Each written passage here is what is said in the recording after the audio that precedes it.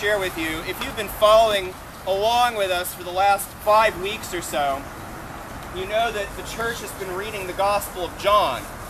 And in reading the Gospel of John, we were covering a particularly mystical and difficult passage, the 6th chapter of John's Gospel, where Jesus speaks of himself as what? The bread of life.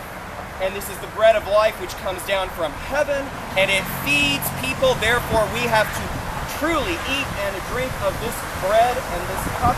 And of course, we know that that is Christ's blood, his flesh given for the life of the world.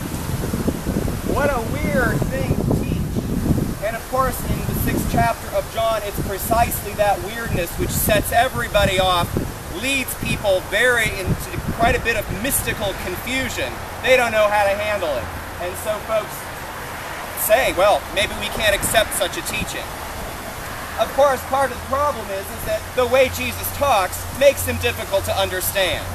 And that's always a challenge for people when they want to get a message from God that speaks to their hearts.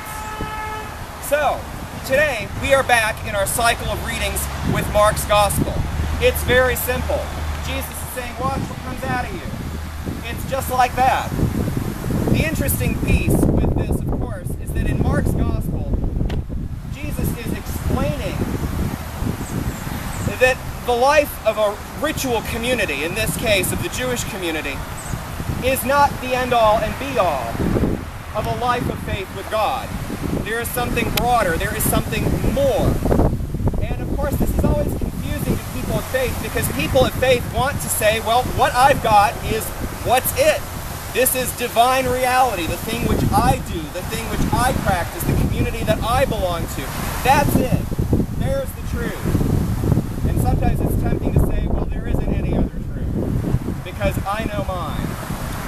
Well, Mark's Gospel, in this particular instance, is, well, very wordy, or I should say very simple, as opposed to being very wordy.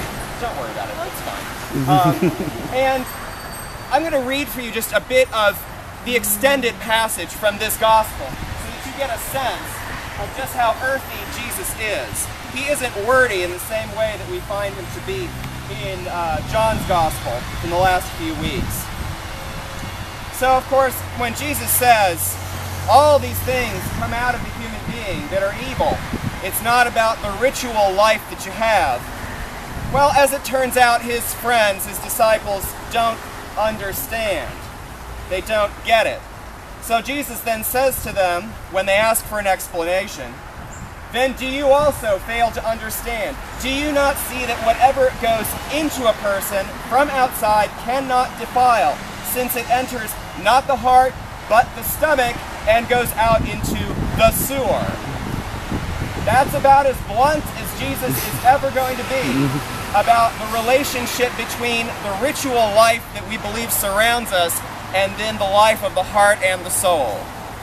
So there is a little bit of crass humor on the part of Jesus to underscore his point. Watch what comes out of your mouth.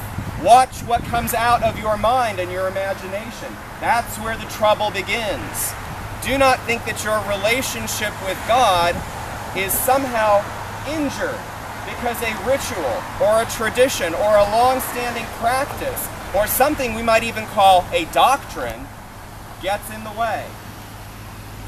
Well, there's another text this morning which messes with our minds, and in a particular way probably for us who are children of the Protestant Reformation, because the Epistle of James was one of those texts which really rankled the Protestant reformers.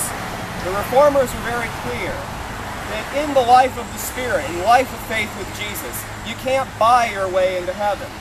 You can't do enough good things, which popular Catholic culture espoused at that time. You can't do enough good things to please God, to satisfy God, much less to earn your salvation. It just can't be done.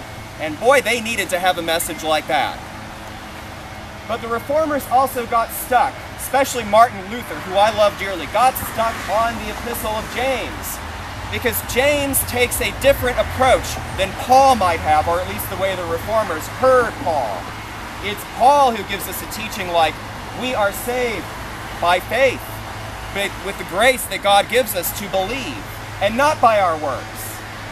And in the Epistle of James, the author says, wait a minute, if you don't live out a life that reveals compassion and love and mercy, you don't know what you're talking about when you speak of God, when you speak of your faith.